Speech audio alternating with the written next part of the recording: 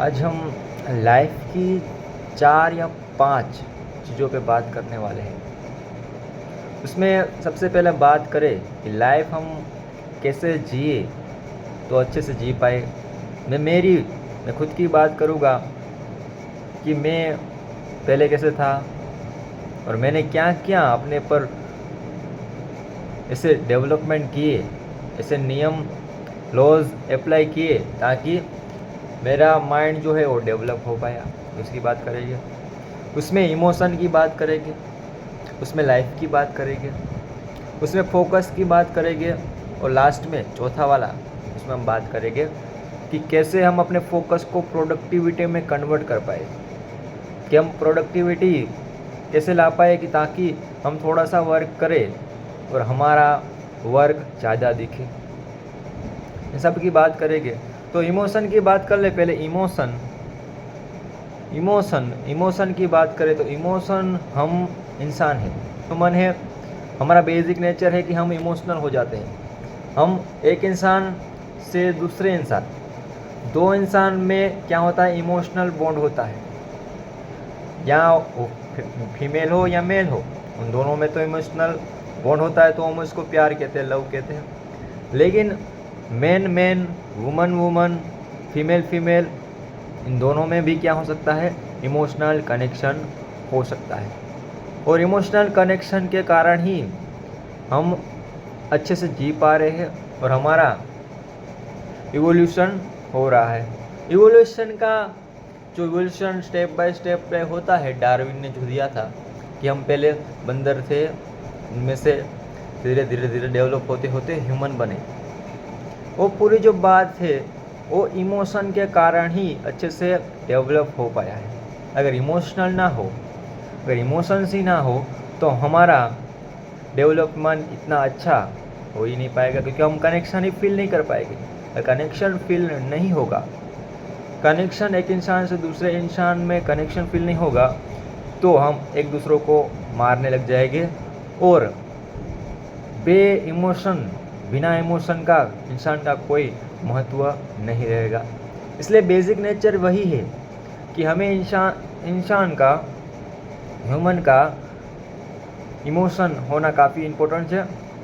और इमोशनल होना, उसके बाद हम इमोशन को, लेकिन बहुत ज़्यादा इमोशनल होना वो भी अच्छी बात नहीं है। बहुत कम इमोशनल होना भी अच्छी बात नहीं है और बहुत ज़्यादा इमोशनल होना वो भी अच्छी बात नहीं।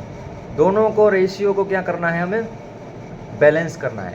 लाइफ में हमेशा क्या करके चलना है, बैलेंस करके चलना है। अगर लाइफ में बैलेंस बना रहा तो लाइफ तुम्हारी अच्छे से गुजर जाएगी। इमोशनल की बात करें कि हमें इमोशन को कंट्रोल करने के लिए एक बेसिक रीत यही है कि हमें काम हो जाना है। जब भी इमोशन आए, इमोशन में क्या आता है, एक तो एंगर आता है, एक एंगर आता है, ठीक है। उसके बाद आता है जेलसी, उसके बाद ऐसे ईर्ष्या, जेलसी, गुस्सा, सैडनेस, लव, ये सब क्या होता है, इमोशन।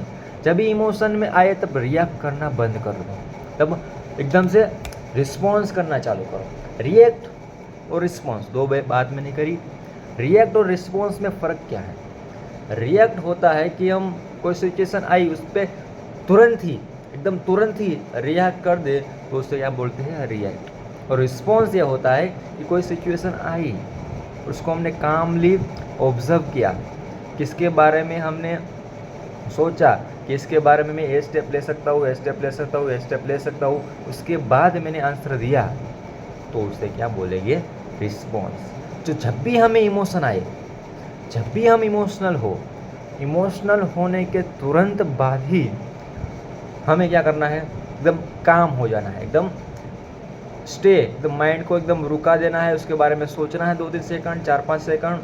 अगर जब तक तुम्हें अच्छे से इमोशन को पढ़ ना पाओ, इमोशन का फाउंडेशन जब तक तुम निकाल ना पाओ कि ये जो इमोशन आ रहा है उसका फाउंडेशन क्या है, उसको पूछो वाई, ये इमोशन क्यों आ रहा है। अपने आप को क्वेश्चन करो, 4-5 वाई पूछो। पहले वाई आया, फिर वाई को भी वाई पूछो कि क्यों ऐसा इमोशन आ रहा है, उसके बाद भी वाई को भी वाई पूछो, तो तुम्हें रियल फाउंडेशन मिलेगा कि इसका फंडामेंटल ये जो इमोशन आ रहा है वो कहाँ से आ रहा है।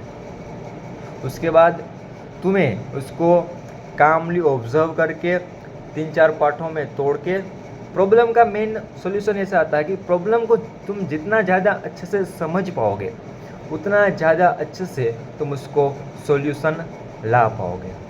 वही रूल है दोस्त, जितना प्रॉब्लम अच्छे से समझोगे उतना जल्दी और अच्छे से सॉल्यूशन तुम ला पाओगे। वही तो इमोशन को भी अच्छे से जब समझ लिया तो इमोशन को भी तुम अच्छे से सॉल्यूशन कर पाओगे। दूसरी बात लाइफ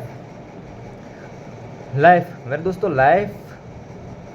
लाइफ में एक बात याद रखना कि लाइफ जीने के लिए तुम्हें जो लोग मिलेंगे वो लोग बदलेंगे। कोई भी इंसान होगा तुम्हारा कितना भी क्लोज होगा, कितना भी एकदम क्लोज होगा, वो क्लोज फ्रेंड भी एक दिन बदलेगा। यही नेचर का नियम है और बदलाव से ही नेचर चलता है। जो पूरा ब्रह्मांड यूनिवर्स चल रहा है वो एकदम बदलाव से ही चल रहा है। अगर बदलेंगे तभी हम जिंदा रह पाएंगे। इसलिए तुम्हें रिलेशनशिप, कोई भी रिलेशनशिप हो, तुम्हारा father mother brother sister love wife, कोई भी रिलेशन हो और रिलेशन में बदलाव आएगी, उसको तुम्हें एक्सेप्ट करना है। लाइफ का सिंपल रूल यही है कि यूनिवर्स बदलेगा, तुम्हें यूनिवर्स के साथ बदलना है, उसके साथ चलना है। उसके अगेंस्ट जाओगे, यूनिवर्स जो है, पूरा ब्रह्मांड जो है, उसके अगेंस्ट जाने की तुम कोशिश करोगे, तुम फंसोगे मेरे दोस्त। उससे अच्छा क्या करना है, उसके साथ चलना है, उसके साथ बदलना है, उसके साथ बदलोगे तभी तुम आगे बढ़ोगे दोस्त। वही रूल है कि नेचर के साथ बदलना सीखो, क्योंकि तुम बिजनेस में जाओगे, नेचर का बाद एक वो होगी कि नेचर चेंज होगा। मतलब तुम बिजनेस कर रहे हो तो उसका मतलब है नहीं बिजनेस में तुम्हारे सिर्फ फ़ायदा ही होगा, फ़ायदा ही होगा, फ़ायदा ही होगा। नेचर बदलेगा मतलब तुम्हारा एक बार फ़ायदा हुआ तो 2 बार नुकसान भी हो सकता है, 2 बार फ़ायदा हुआ 3 बार नुकसान हो सकता है, 3 बार फ़ायदा हुआ 1 बार नुकसान भी हो सकता है। नेचर एकदम बदलता रहेगा, बदलता रहेगा, बदलता रहेगा। ऐसा नहीं है नेचर का कि तुम सक्सेस हुए तो सक्सेस ही मिलेगी, सक्सेस ही मिलेगी, सक्सेस ही मिलेगी।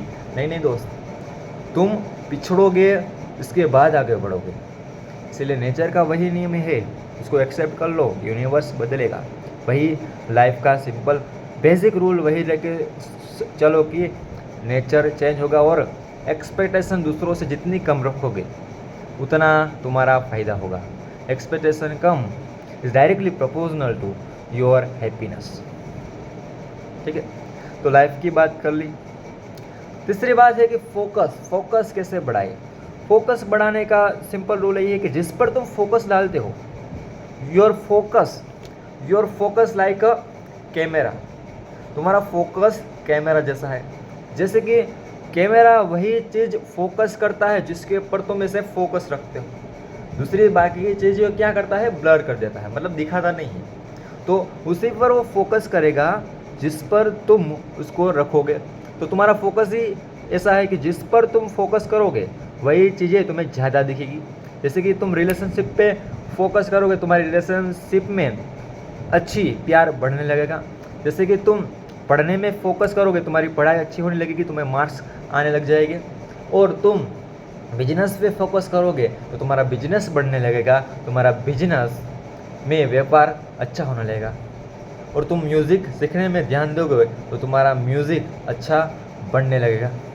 वही रूल है दोस्त, जिस पर फोकस बढ़ाओगे वो बढ़ेगा। और क्या है, एक बार में एक दो चीज़ पर ही फोकस रखो। मतलब एक तुम पढ़ाई कर रहे हो दिन में और एक तुम कुछ और कर रहे हो, कुछ सीख रहे हो। तो पहले तुमने पढ़ाई करी तो पढ़ाई पे ही पूरा फोकस दो।